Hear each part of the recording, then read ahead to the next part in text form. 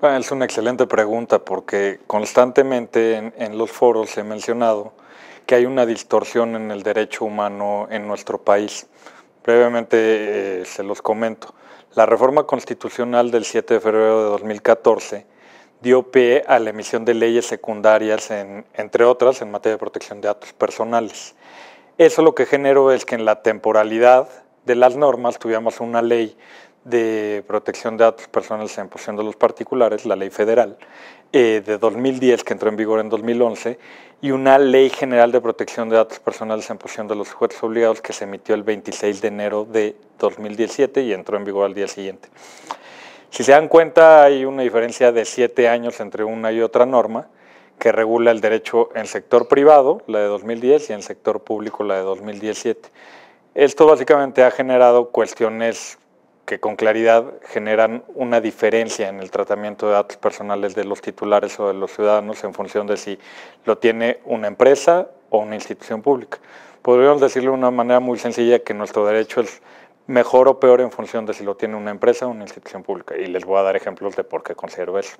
En sector público está regulado el tema de medidas precautorias y de medidas de apremio, ¿no?, contra transgresiones a principios sí o deberes establecidos en esa norma. En sector privado no hay regulación al respecto, no puede cesar un indebido uso o no puede mediar una intervención de la autoridad porque no hay medidas precautorias y tampoco hay medidas de apremio en contra de la inobservancia de los responsables a resoluciones nuestras. Lo que sí hay es sanciones económicas. Esa es otra diferencia. En sector privado se sanciona económicamente a los responsables y en sector público sigue la ruta del órgano interno de control o del procedimiento de responsabilidades administrativas de los servidores públicos. Ahí está justificada la diferencia, claro, con la excepción de los partidos políticos. Cuando tiene que ver con partidos políticos, quien les sanciona económicamente es el INE. Vamos a ver otro tema muy puntual. Datos personales de fallecidos.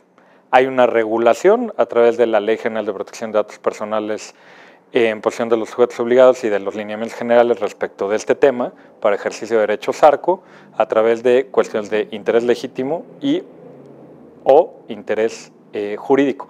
El sector privado no está regulado. Vamos a poner un ejemplo.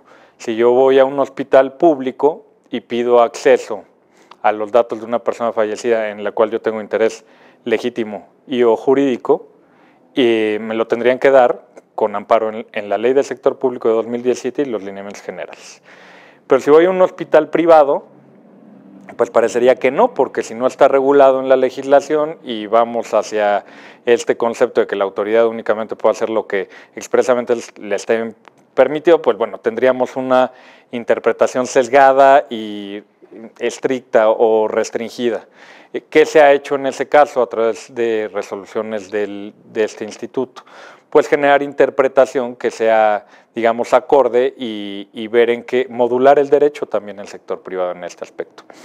¿Qué otra cuestión está muy identificada? Las notificaciones de vulneraciones al titular.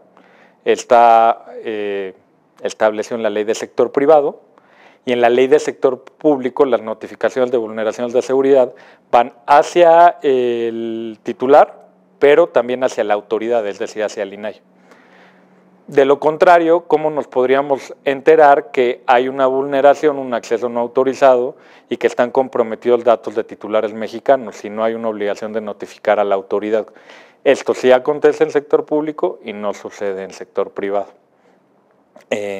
Ahí sí no podemos hacerlo vía interpretación porque no podemos generar una obligación hacia los responsables, hacia las empresas, me refiero al sector privado, de que nos notifiquen legalmente estas vulneraciones de seguridad. Es todo un tema porque nos terminamos enterando por los medios periodísticos, por un segmento de personas que se dedican a detectar vulnerabilidades y contactar posteriormente a las empresas para ofrecer sus servicios. Hay un punto, digamos, un área de oportunidad importante en nuestra Ley Federal de Protección de Datos Personales en posesión de los particulares en este aspecto. Y así como esa, hay algunas otras diferencias que tienen que ser homologadas. Como ustedes saben, en octubre de 2018 nos adherimos al convenio 108 del Consejo de Europa. Para obtener esa adhesión, primero tuvimos una una invitación y luego nos adherimos, sí, pero hicieron algunos comentarios desde el Consejo Consultivo del Convenio 108. Estos comentarios tienen que ver con modificaciones o preocupaciones respecto de nuestra regulación en el sector privado. Veamos, sí nos dieron la adhesión, pero nos dijeron, por ejemplo, la cuestión, insisto, de las notificaciones de vulneraciones de seguridad a la autoridad tendría que estar regulado en la ley del sector privado, no únicamente hacia el titular como está actualmente. Tienen preocupación porque tampoco hay reglas claras respecto del medio periodístico o del sector salud, ¿cierto? El concepto de procesamiento de datos personales se busca que sea más amplio.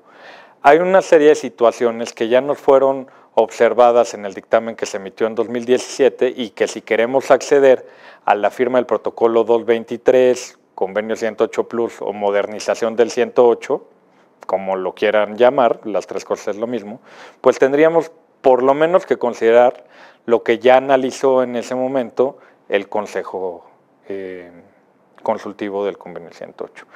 Desde luego esto en abono, pues sí, abonando a lo que ya hemos platicado, de las distorsiones que hay entre lo que está regulado en el sector público y lo que está regulado en el sector privado.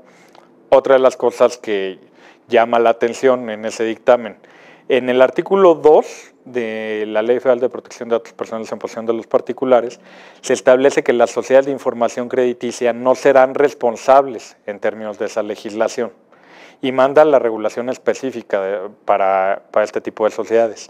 Les llamó mucho la atención esta excepción porque hay un tratamiento masivo de datos personales en los denominados burós de crédito y además sería importante ver cuáles son las finalidades del uso y tratamiento en este tipo de instituciones, porque no nada más están acotadas al hecho del reporte o a buscar un reporte de crédito, los pueden utilizar para algunas otras finalidades y ahí también creo que hay un área importante de oportunidad.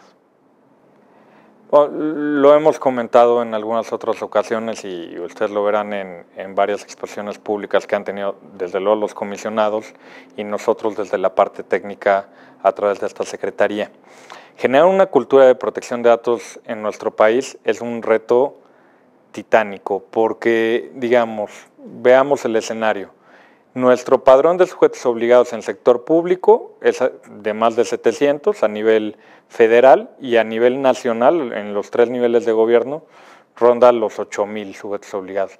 En el sector privado no tenemos como tal una encuesta o un censo que nos permita reflejar cuál es el número de personas físicas y o morales que tratan datos personales. Siempre nuestra referencia ha sido las unidades económicas o los sectores económicos que tiene clasificados INEGI, que son más de 4 millones de responsables.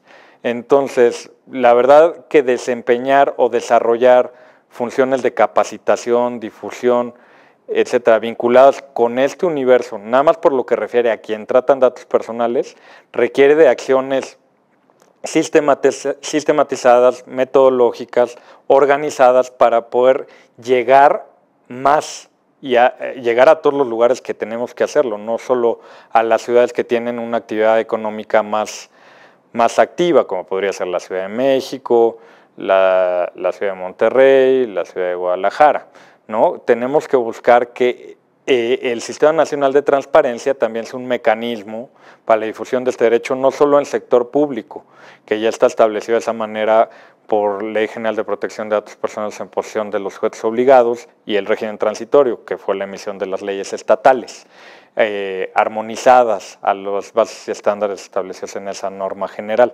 sino también en el sector privado. Hay que generar vinculación con autoridades que garantizan este derecho y además con otros actores institucionales que pueden generar un efecto transversal, a manera de ejemplo, cuestiones de educación digital, ¿no?